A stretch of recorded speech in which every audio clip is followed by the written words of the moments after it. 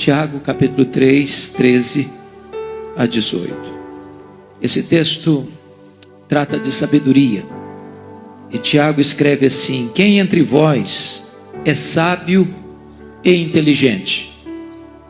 Mostrem mansidão de sabedoria mediante condigno proceder às suas obras. Se pelo contrário, tendes em vosso coração inveja amargurada e sentimento faccioso, nem vos glorieis disso, nem mintais contra a verdade. Esta não é a sabedoria que desce lá do alto, antes é terrena, animal e demoníaca. Pois onde há inveja e sentimento faccioso, aí há confusão e toda espécie de coisas ruins. A sabedoria, porém, lá do alto é primeiramente pura, depois pacífica, indulgente, tratável, plena de misericórdia e de bons frutos, imparcial, sem fingimento. Ora, é em paz que se semeia o fruto da justiça para os que promovem a paz. Amém. Quero tratar com vocês hoje sobre o tema: qual é a sua sabedoria, terrena ou celestial? Nós abordamos na segunda-feira passada, capítulo 3, versos de 1 a 12, falando sobre o poder da língua. E mencionamos que a língua tem o poder de dirigir. E Tiago compara a língua com um freio de um cavalo e como um leme de um navio. O freio domina a força de um cavalo para que esta força seja útil. E o leme governa o imenso navio para que ele não se choque contra as rochas submersas. Também Tiago comparou a língua, que tem o poder não apenas de dirigir, mas de destruir. E compara a língua como um fogo, uma pequena fagulha, põe em chamas toda uma floresta. E comparou a língua como um veneno, uma pequena dose pode ser letal, mortífera. Depois Tiago disse que a língua é destruidora, que a língua é indomável e que a língua é incoerente. Para fechar seu argumento, afirmando que a língua tem o poder de deleitar. Ela é como uma fonte que jorra água que dessedenta e refaz as forças. É como uma árvore frutífera que produz frutos doces e sazonados. Agora Tiago vai mostrar para nós sobre a questão da sabedoria. Sabedoria para lidar com pessoas, sabedoria para lidar com circunstâncias. E como é importante sabedoria na nossa vida. Ele começa essa carta, lá no capítulo 1, versículo 5, dizendo que se você precisa de sabedoria, peça para Deus. A Bíblia diz que Salomão pediu a Deus sabedoria. E Tiago diz que você e eu podemos e devemos pedir a Deus sabedoria. Mas a pergunta é: o que é sabedoria? O que é sabedoria? E talvez uma das boas definições de sabedoria é esta: sabedoria é você usar de maneira adequada, correta, útil o conhecimento. O conhecimento. Isso porque uma pessoa pode ser culta e tola. Ela pode ter muita informação na cabeça e não saber processar esse conhecimento, e não saber usar esse conhecimento para o bem, mas para o mal. Eu pergunto a vocês: vocês acham que os nossos representantes políticos, que boa parte deles hoje tem se imiscuído com práticas de corrupção, fazem isso porque lhes falta conhecimento? Vocês acham que eles erram por ignorância? Vocês acham que as pessoas que estão hoje mergulhadas nesse caudal profuso de corrupção é porque não conhecem? Na verdade conhecem, mas o conhecimento que não é usado de forma sábia para o bem, esse conhecimento se torna uma ferramenta perigosíssima para o mal. Então, hoje parece-me que no mundo aí, sobretudo relacional, dizendo que a inteligência emocional é mais importante do que a inteligência intelectual. Quando se contrata hoje um funcionário de alto escalão, está se procurando muito mais inteligência emocional do que inteligência intelectual. Porque há muitas pessoas altamente intelectuais que não sabem conviver com gente. Não sabem nem conviver com elas mesmas. O que é sabedoria? Sabedoria, numa definição literal do grego, é olhar para a vida com os olhos de Deus. Talvez trazendo à tona o título daquele grande clássico evangélico, Em Seus Passos, o que faria Jesus? Que decisão ele tomaria? Que palavra ele daria? Que atitude ele tomaria?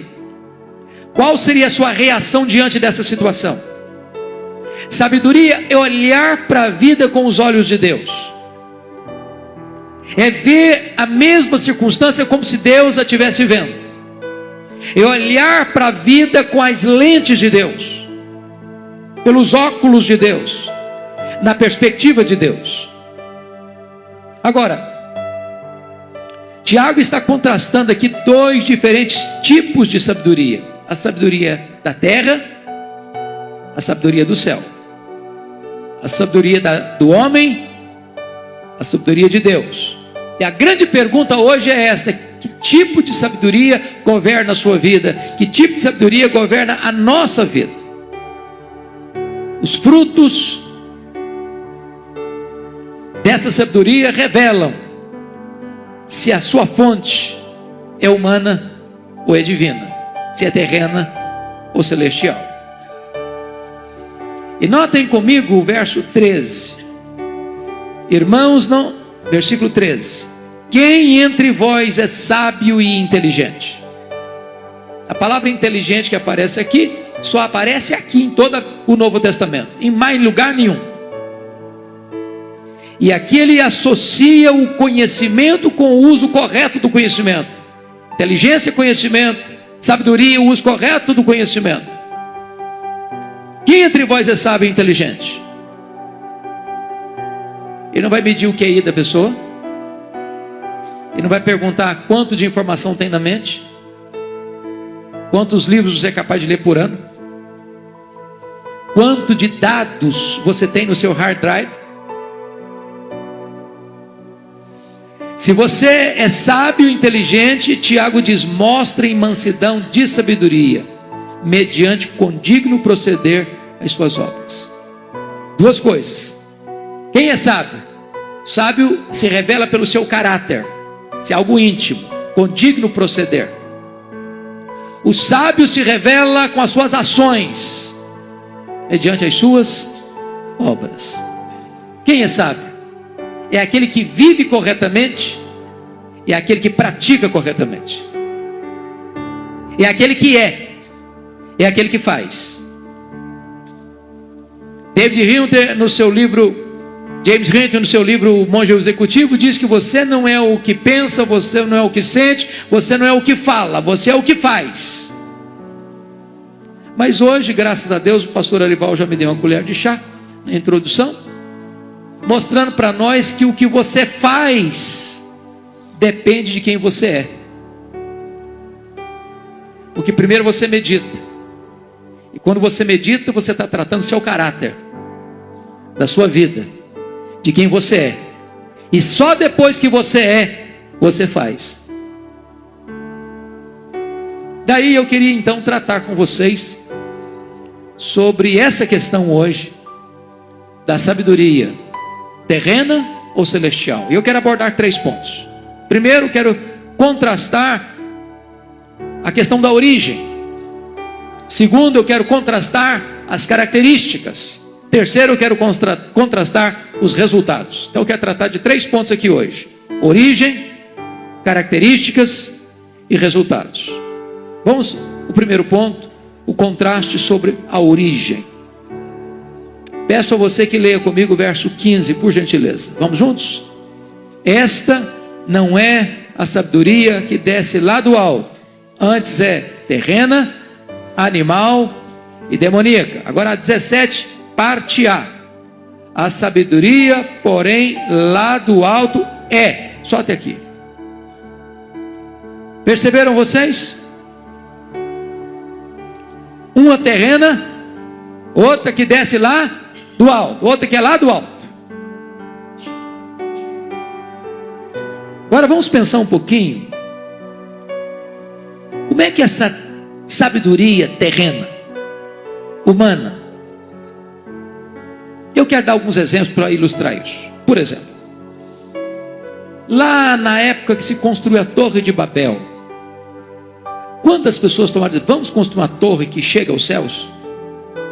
É claro que ninguém está pensando uma torre que chega ao céu. Não, seria uma tolice, as pessoas daquela época eram tolas a esse ponto. O que eles construíram foi um zigurate.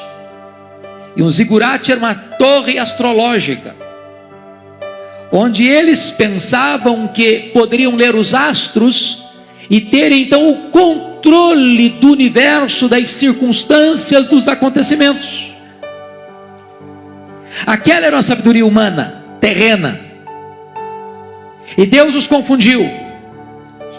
E Deus os dispersou, porque era uma sabedoria terrena. Pensa comigo quando Abraão, parecendo sábio, desce ao Egito em tempo de fome, em Canaã. Ele não consulta Deus, ele não pede a direção de Deus, e os resultados da sua descida foram desastrosos. Isso é sabedoria terrena. Terceiro exemplo. Lembram quando Davi se propôs a lutar contra o gigante Golias? O que o Saul fez? Botou em Davi a sua armadura. Saul pensou que estava sendo sábio, armando Davi com armas bélicas da época. E Davi tirou aquela tralha de cima deles. Não, eu não sei lutar com isso, não sei nem andar com isso, quanto mais lutar. Sabedoria humana. Deixa eu lhes dar um quarto exemplo. Quando Jesus estava naquele retiro com seus discípulos, e uma multidão antecipa, e os discípulos pensaram que estavam sendo sábios quando chegaram para Jesus. Senhor, despede essa multidão, não é sábio. Deixaram a multidão num lugar deserto, com fome, sem condições de ficar aqui em segurança. E Jesus Cristo diz: dai-lhes vós mesmos de comer. Dá-lhes aí o último exemplo. Lembram quando Paulo estava indo para Roma? E Paulo aconselha o capitão do navio: não vamos zarpar, é perigosa a viagem. Mas o capitão do navio não deu atenção ao que Paulo falava, e a viagem foi turbulenta, e eles perderam a carga, e eles perderam o navio. Sabedoria humana, terrena. E agora eu chamo a sua atenção para esse aspecto da sabedoria terrena. Ela tem 3 características aí.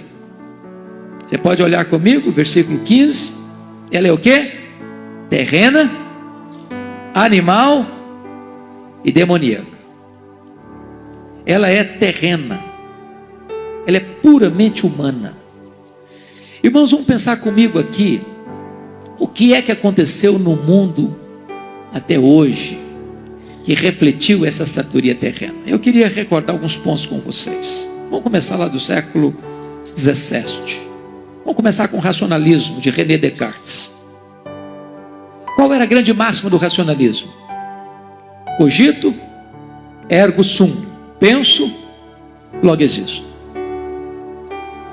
O homem é o centro de todas as coisas. O homem é a medida de todas as coisas. A razão humana é o supremo tribunal de todas as coisas. Aí vem na Inglaterra, no século XVIII, um pensador chamado David Hume, o patrono dos agnósticos. E ele dizia: quem queimar um livro de teologia presta um serviço à humanidade.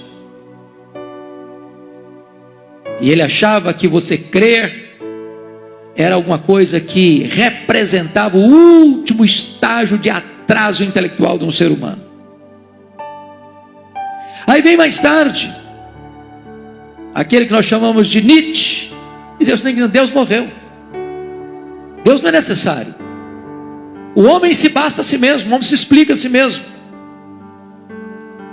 Aí vem mais tarde Thomas More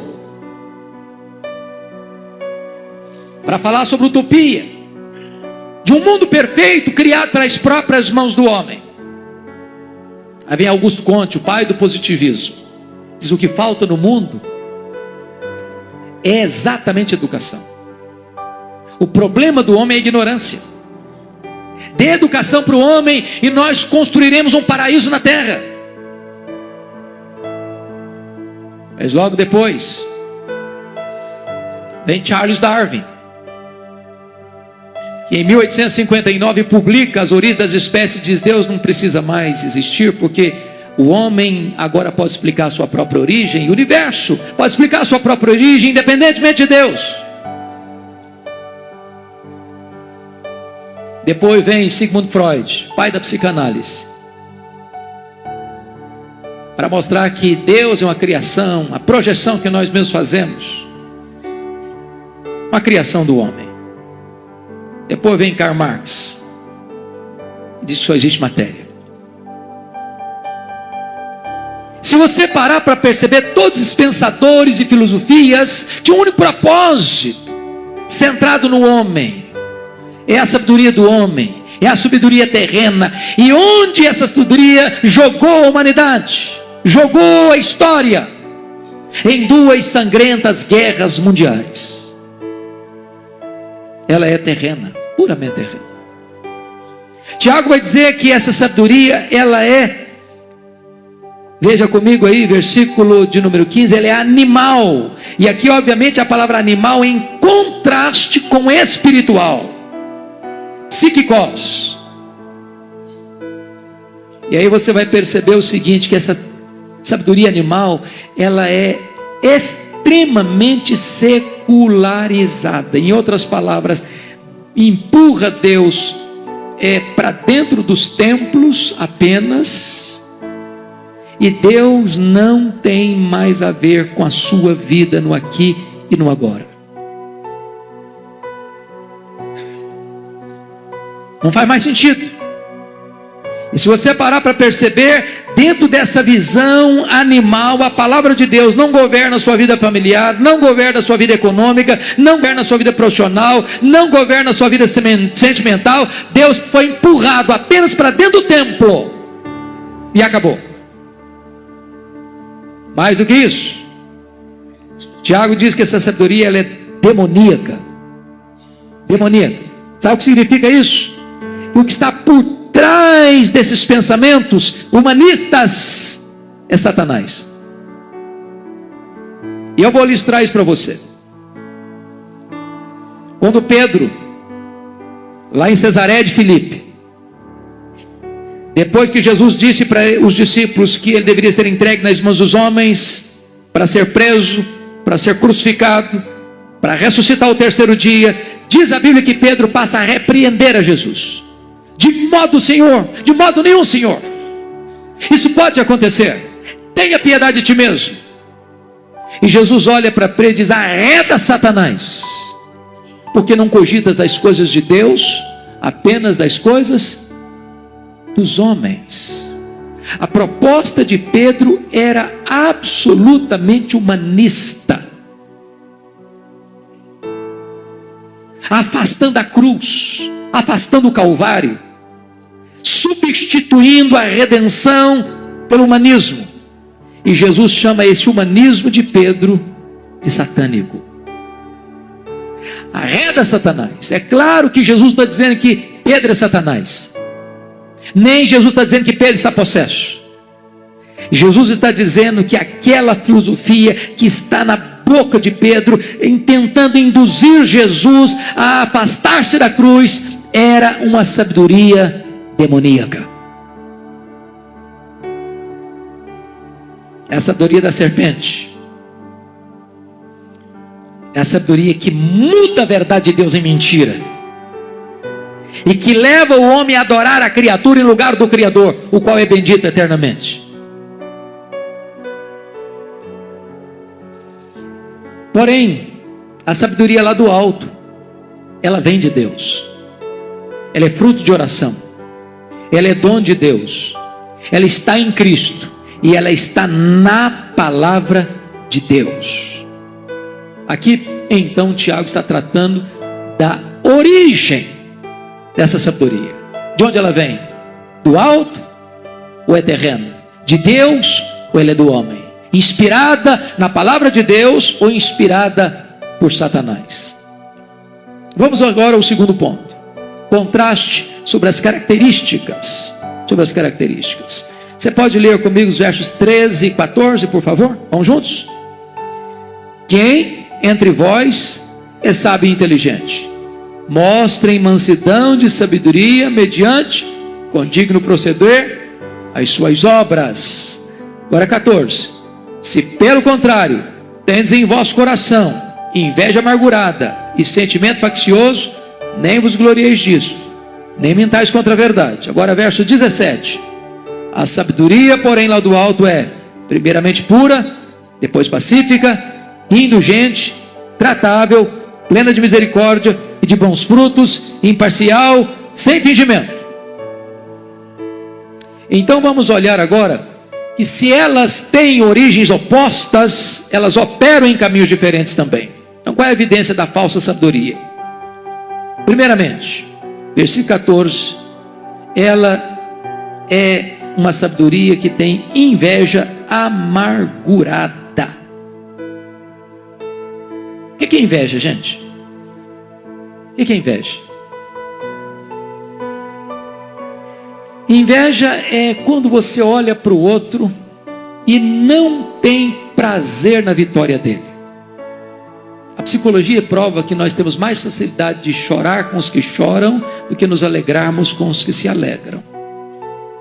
Nosso coração é tão mau assim. Mas não é só isso não. Inveja é quando você não só não tem prazer no sucesso do outro, mas gostaria de estar no lugar do outro no seu sucesso. É quando você diz o seguinte: eu ficaria melhor debaixo da armadura dele. Eu acho que o sucesso dele caberia muito melhor em mim. Que a vitória dele cairia uma luva para mim. Mas a inveja amargurada é quando você se descai o seu semblante quando o outro é promovido. Quando você fica mal porque o outro está bem. Quando você fica prostrado porque o outro foi levantado. E desta forma, essa inveja amargurada, ela promove a você mesmo. Você se vê melhor do que os outros. Aliás, se você parar para perceber, no contexto dos discípulos de Jesus, de vez em quando, enquanto ficavam sozinhos assim, confabulando, e eles entravam numa discussão tola: quem de nós é o maior? Quem de nós é o mais importante? Quem de nós merece mais destaque? E eles eram tão afoitos com isso, que chegou um dia que uma mãe de uns deles, mãe é um negócio impressionante, né? Mãe é uma benção. Uma mãe teve coragem de chegar para Jesus e falou: não dá para dar um destaquezinho para os meus 2 filhos, não. Meus filhos são uma bênção. O senhor já não percebeu que são os melhores do grupo? Não. São os mais consagrados, são os mais inteligentes. Então, senhor, lá no teu reino, dá um jeitinho lá. Esse sentimento de estar na frente, de querer prestígio, de querer aplausos, de querer reconhecimento. Vocês estão percebendo aí a dificuldade do novo governo ir para frente? A disputa dos partidos, que quer um espaço aqui, que quer um cargo lá, que quer uma situação acolá. É uma loucura. Olha a vida dos fariseus. Eles olhavam para os outros assim: puxa vida, mas que gente ruim, né? Olha nós, que bonito nós estamos na fita. Que maravilha, né? Nós somos muito bonitos, nós somos muito virtuosos. Como nós oramos, como nós jejuamos, como nós somos zelosos na entrega do dízimo, até das hortaliças.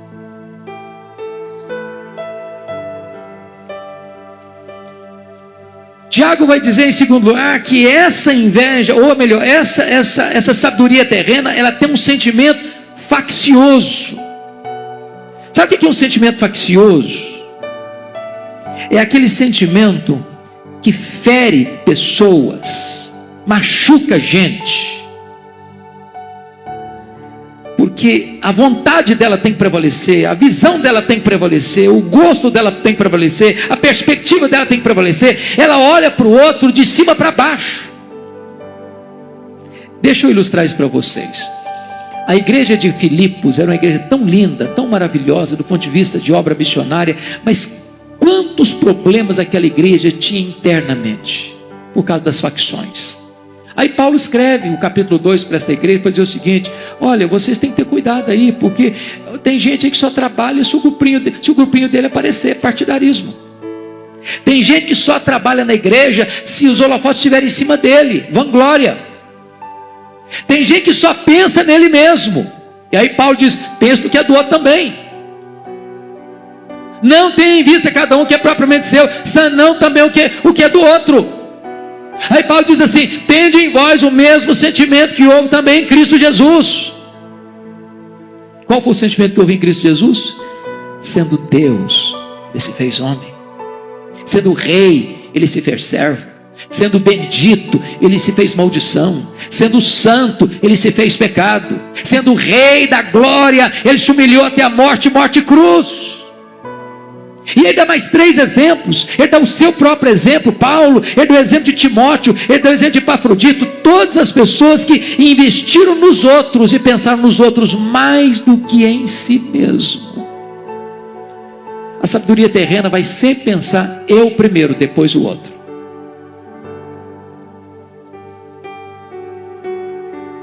Eu tenho visto tantas situações, irmãos, onde até dentro da igreja, pessoas machucando outras pessoas, pessoas ferindo outras pessoas, pessoas magoadas com outras pessoas dentro da igreja.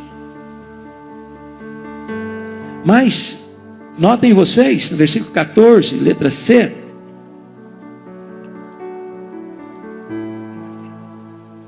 que uma outra característica dessa sabedoria terrena é a mentira. Nem mentais contra a verdade. A inveja produz sentimento faccioso, este promove a vaidade se alimenta da mentira. Mas qual é a evidência agora da verdadeira sabedoria, ladual, celestial? E aí Tiago mostra para nós aqui quais são os resultados. Veja o versículo 13. Primeiro resultado, mansidão. O que é ser manso? Ser manso não é ser frouxo. Ser manso não é ser capacho.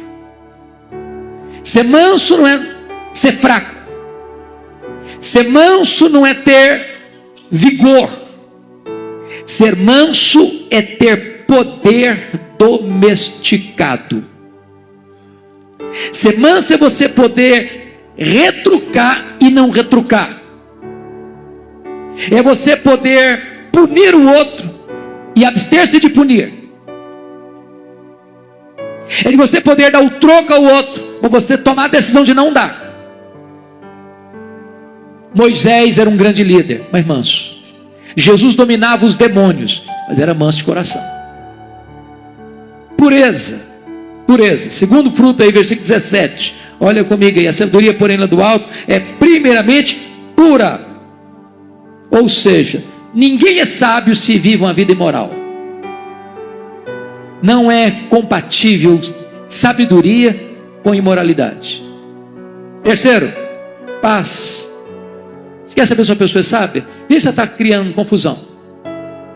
Se ela é encrenqueira. Se ela ateia fogo.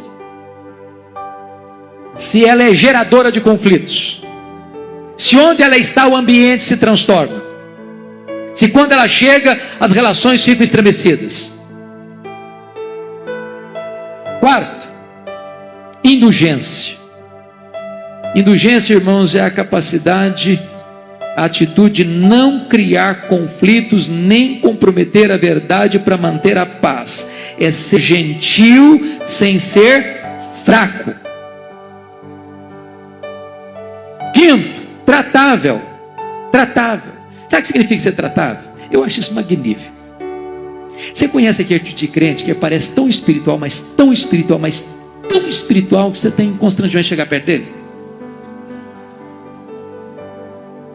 Conhece gente assim? Que a santidade dele expulsa as pessoas. Pensa comigo em Jesus. Quem tinha liberdade de chegar perto de Jesus? Quem? As crianças. Você quer ver uma pessoa sábia? Veja essas crianças se enroscam na perna dela. Se vem dar um abraço espontâneo. Se salta no colo dele. Veja se as pessoas mais quebradas pela vida, publicanos, pecadores, prostitutas, cobradores de impostos, gente que vive na margem da lei, até os leprosos, que eram tidos como maldito, chegavam e encostavam em Jesus. Você é uma pessoa tratada? Você atrai gente? Você tem doce? Você tem açúcar? Se é alguém que as pessoas gostam de vir e saem mais animadas quando conversam com você? Tratável. Notem ainda, sexto lugar, essa sabedoria é plena de misericórdia. Meus amados irmãos, não é apenas misericórdia, é pleno de misericórdia. Você conhece gente dura? Dura. Lembra de um homem que era incomunicável, a Bíblia diz? Como é que chamava o camarada? Nabal. Duro no trato, ninguém podia falar com ele. O homem era demoníaco, filho de Belial. Falava com ele, saía faísca.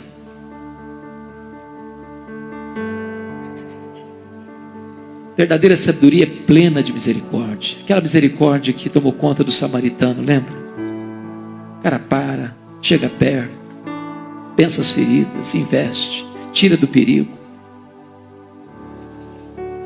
Mas finalmente, Tiago vai dizer no verso 17 que essa sabedoria ela é plena de bons frutos. Bons frutos. Deixa eu dizer uma frase para você. Quem não produz frutos, produz galhos. Eu fui criado na cultura do café. E você sabe que uma lavoura de café, se ela dá muito galho, não tem jeito de dar fruto. Sabe o que o camarada faz? Ele vai lá e arranca aqueles galhos mais viçosos, estão cheios de varetas, não tem jeito de ali produzir grãos. Ele arranca, tira, para dar fruto. Quem não produz fruto, produz galho. Cheia de bons frutos. E é hora de você botar o prumo de Deus na sua vida e perguntar o seguinte: será que então essa sabedoria lá do alto está na minha vida? Quais são os frutos que você está produzindo? Pois bem, amados, Tiago vai dizer que essa sabedoria é imparcial e sem fingimento, porque ela não tem duas caras, não tem duas almas, ela não é fingida, ela não é hipócrita, ela não é conveniente, ela não busca os seus interesses, ela não exige jogo de interesse, ela pratica o que é certo em todo momento. Mas agora, depois de olhar a sua origem, de olhar as suas características, eu queria terminar olhando o último contraste, o contraste sobre os resultados. E aqui eu chamo a sua atenção: a origem determina o resultado. Se a sabedoria é lá do alto, o resultado vai ser bom. Se a sabedoria é terrena, o resultado vai ser mau. Não dá para alguém ser governado pela sabedoria terrena e ter resultados maravilhosos. Como não dá para ter resultados ruins se a sabedoria é lá do alto. Então vamos ver em primeiro lugar a sabedoria do mundo. O que ela produz? Você pode olhar o versículo 16 comigo, lá na partezinha final. Vamos ler o 16 todo, mas frisar o final. Vamos juntos? Pois onde há inveja e sentimento faccioso, aí há confusão e toda espécie de coisas ruins. Confusão. O que é confusão? Ninguém entende nada. É uma balbúrdia. E toda espécie de coisas ruins. Tiago não quis nem nominar, porque se eu fosse nominar, ele gastava muito tempo. Mas onde a sabedoria terrena, graça, sopita, cresce, floresce, frutifica, aí ela traz o quê? Toda espécie de coisas ruins, amargura, inveja, ódio, ranço, amargura, ressentimento, briga, confusão, falta de perdão, tristeza, dor, egoísmo, vaidade, soberba, presunção, altivez e tudo mais, e tudo mais. Tudo mais. Mas e a sabedoria de Deus? O que ela produz? O que ela produz? Vamos ver o versículo 18? Você pode ler o 18 comigo? Ora, é em paz que se semeia o fruto da justiça, para os que promovem a paz. Então vamos ver o que a sabedoria de Deus produz. Primeiro, irmãos, se você olhar no verso 13, ela produz vida reta. Mostra em mansidão de sabedoria mediante condigno proceder. Uma pessoa sábia é conhecida pela sua vida irrepreensível e pela sua conduta santa. Segundo, qual o fruto? Olha comigo o verso 13 ainda. Obras dignas de Deus. Mostrem mansidão de sabedoria mediante condigno proceder as suas obras. Quem é sábio não apenas fala, quem é sábio faz. Terceiro, fruto de justiça. A vida cristã é uma semeadura e uma colheita. Nós colhemos o que semeamos. O sábio semeia justiça e não pecado, semeia paz e não guerra. Essa é a verdadeira sabedoria, a sabedoria de Deus. E agora eu queria concluir perguntando para você, meu amado, você veio aqui hoje e você está ou num grupo ou no outro. Não dá para ficar nos dois grupos ao mesmo tempo. Qual é a sabedoria que governa a sua vida? Qual a origem dessa sabedoria? É celestial ou é terrena? É divina ou é humana? Ela é animal ou ela é espiritual? Que frutos ela está produzindo? Quais são os resultados? Inveja amargurada? Facção? Briga? Mágoa? Ressentimento? Falta de perdão? Altivez? Egoísmo? Ou essa sabedoria é uma sabedoria que está produzindo frutos doces de justiça, trazendo glória para Deus, trazendo bênção para a vida da sua família, trazendo bênção para a igreja, influenciando a sociedade?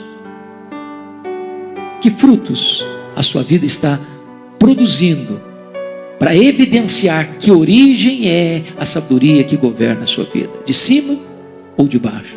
De Deus ou dos homens? Espiritual ou animal? A minha oração e a minha esperança é que nós tenhamos sabedoria.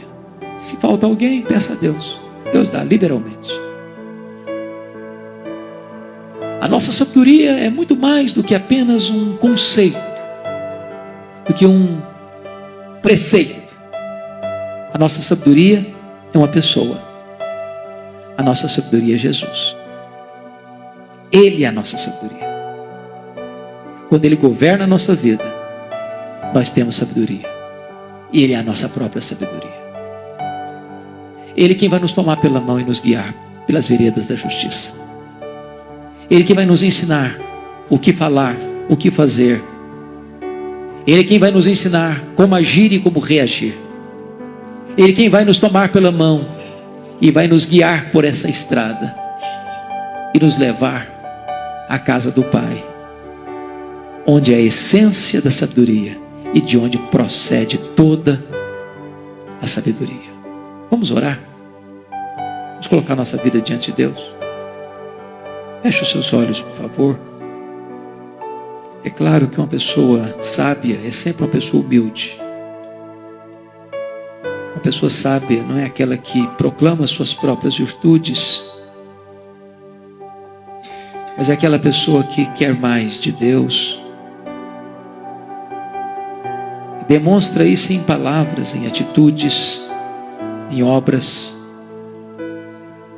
não provocando inveja, nem rivalidades, nem divisões, nem guerras, mas sendo um mensageiro da paz, um pacificador, alguém que pensa mais no outro do que em si, que busca mais a glória de Deus que a sua própria projeção. Deus, aqui está a tua igreja e que nós estamos carentes desta sabedoria lá do alto. Nosso coração às vezes nos empurra para lá, para cá, para tomarmos decisões apressadas, ou para fazermos escolhas erradas, ou para agirmos sem buscar a tua direção, ou para estribarmos-nos em nosso próprio entendimento. E nós precisamos de discernimento, Deus, nós precisamos de sabedoria, porque vivemos num mundo mau, posto no maligno, cujo sistema conspira contra a santidade, contra a verdade, contra a justiça. E neste mundo vil, Deus, nós precisamos de luz nas nossas trevas, nós precisamos de orientação clara e segura para vivermos dentro das balizas da tua palavra, sem nos desviarmos nem para a direita nem para a esquerda. Conceda graça ao teu povo aqui nesta noite, para que nas mais diversas ocasiões da vida, nas mais diferentes circunstâncias da vida, nos mais diferentes lugares da nossa jornada, nós possamos ter aquela perspectiva de fazer aquilo que Jesus no nosso lugar teria feito. Dá-nos sabedoria do alto, ó Deus. Não nos permita errar, bater cabeça, tomar decisões erradas, ir para lugares errados, fazermos escolhas erradas, termos sentimentos errados, posturas erradas, palavras erradas, atitudes erradas, reações erradas. Ajuda-nos, Deus, a não entristecermos o Espírito Santo, que é espírito de sabedoria. Fortalece o nosso coração, ilumina a nossa mente, renova as nossas forças e dá-nos poder para vivermos em novidade de vida todo dia para a glória do teu nome. Em nome de Jesus. Amém.